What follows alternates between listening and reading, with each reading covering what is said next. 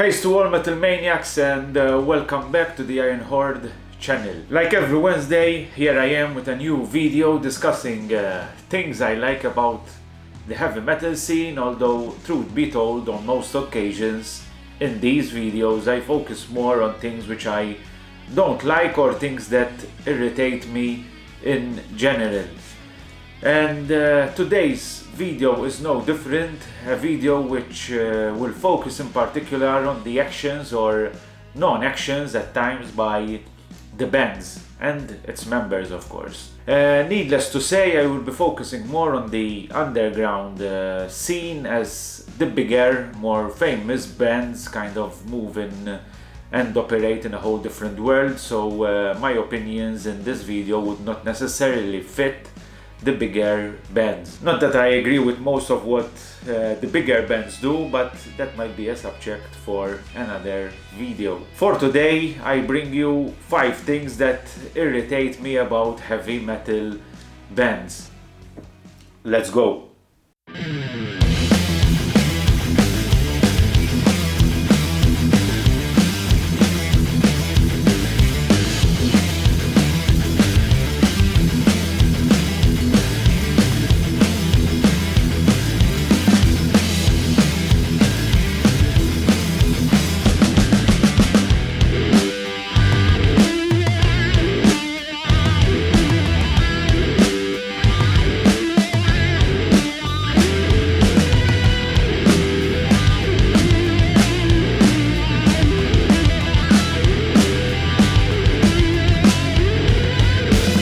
Thanks for joining us again for this video. If you are new here, the aim of this channel is to review albums and festivals, suggest bands, delve in the cultural aspect of heavy metal in general and more. So if you're interested in this content, please consider supporting this channel by subscribing, liking and sharing our videos on social media.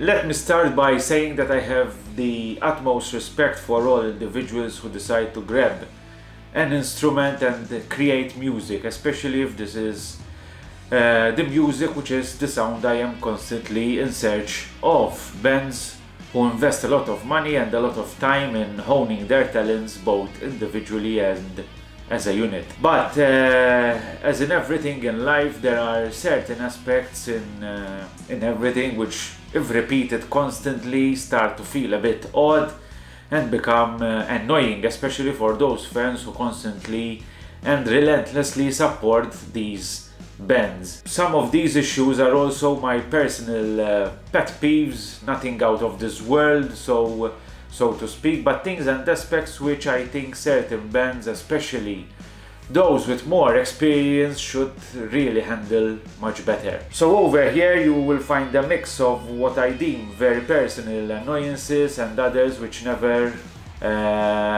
should be done actually by any band. And starting in position number 5, bands wearing matching outfits on stage.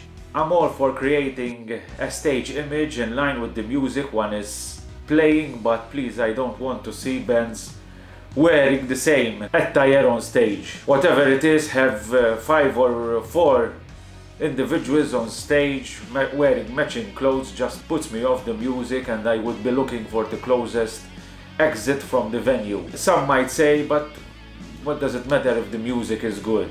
I believe that if a band chooses to wear matching outfits, then 9 times out of 10 the music they produce would not be to my liking. For that one exception, I would definitely take a few steps back and just listen to the band without involving myself that much. It is kind of like a bittersweet sensation. Then again, certain musicians tend to put on the only shirt in their wardrobe with a skull on it, because, you know, if you're going to play a metal gig, put that black skull t-shirt on. For me to capture my attention, I need to see them wearing their favorite band's shirts. That is, for me, a message in itself and guides me if these individuals and myself have the same taste or not. It shows me individuals who are dedicated to the extent that they found the time to buy these t-shirts. So on stage, don't think about overdoing it, just put on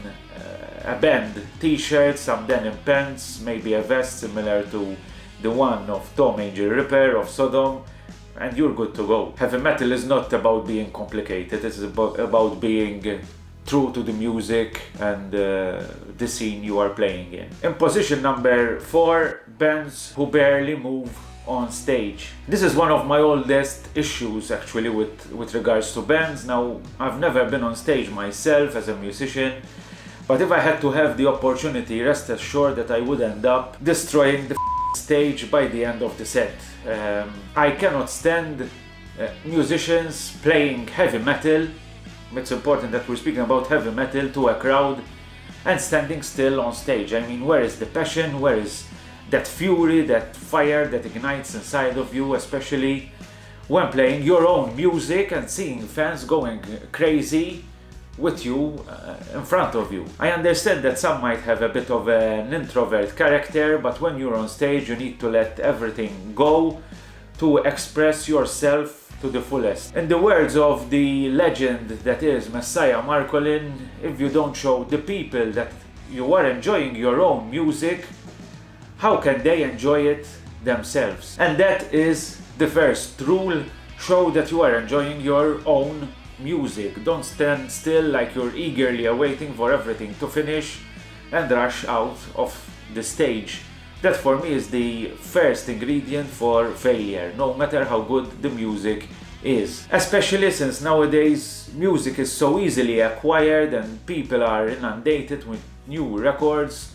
More than ever, the live performances are what makes or breaks a band. On the lowest end of the podium, in position number 3, bands who accept the pay-to-play system. If the others were more or less a matter of personal taste, this one here is something which is definitely more serious and actually should be an issue which is more talked about and exposed. For those that don't know, the pay-to-play system is when bands are invited to financially pay by an organizer of a gig or a festival to be given a slot in a particular event. Some might tell me, but you should have included this in a future video about things that irritate me about metal events organizers.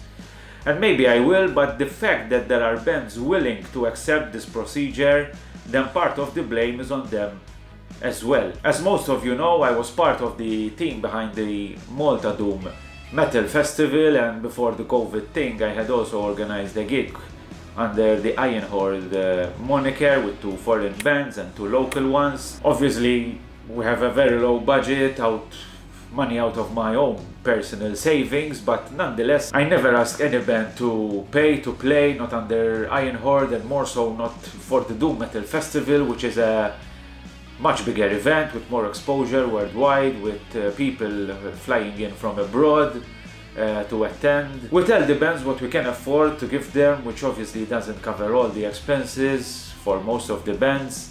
If it is okay for them, then we go ahead. If not, then we try to make it happen on another occasion. Keep in mind that at the MDM we generally have about 10 to 11 foreign bands spread over 2 days, so the expenses are not big, they are huge. For me, asking a band to bear the brunt of all the expenses of traveling, accommodation, etc., and then ask them to pay to play, generally using the leverage of big headlining acts, for me that is one of the most disrespectful things ever to ask a band. And as I said, those who accept are also part of the problem. Back to some more personal annoyances, and in second place I have bands who are not up to date with what is happening in their own genre. Just imagine a painter having no idea of what is going on in the world of paintings, no idea who are the upcoming artists, how the world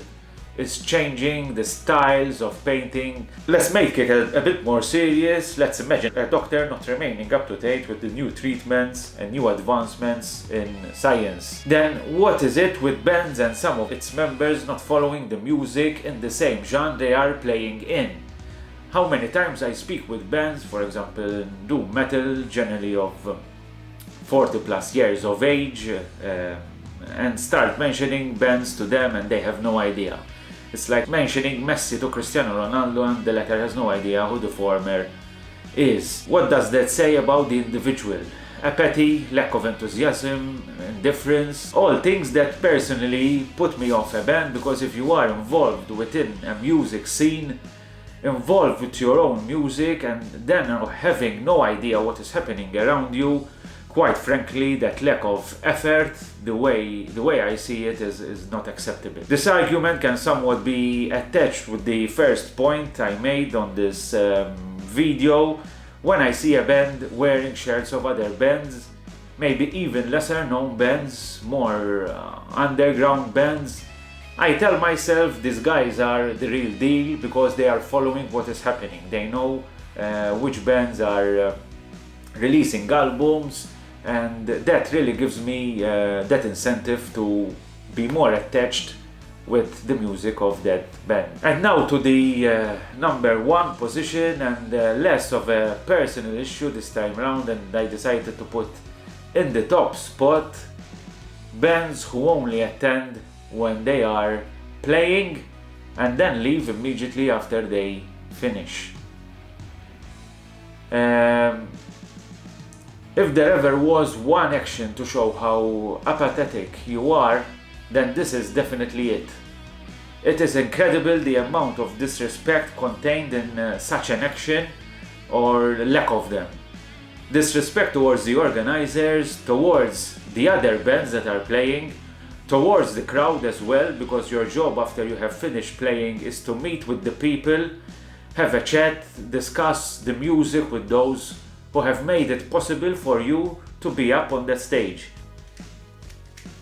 How many times have I received the requests from local bands who I never see at any gig, and let this be a message to them: don't send me any request to play in events I organize, because I won't ever take it into consideration.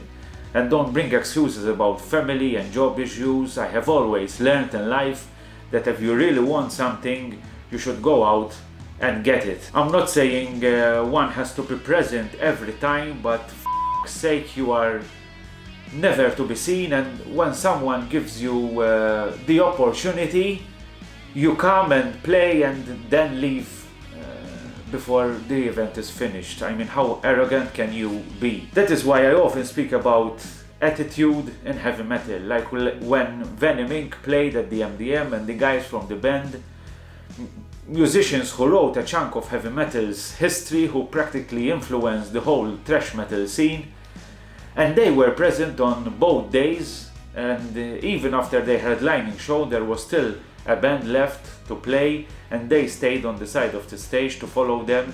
I mean, that is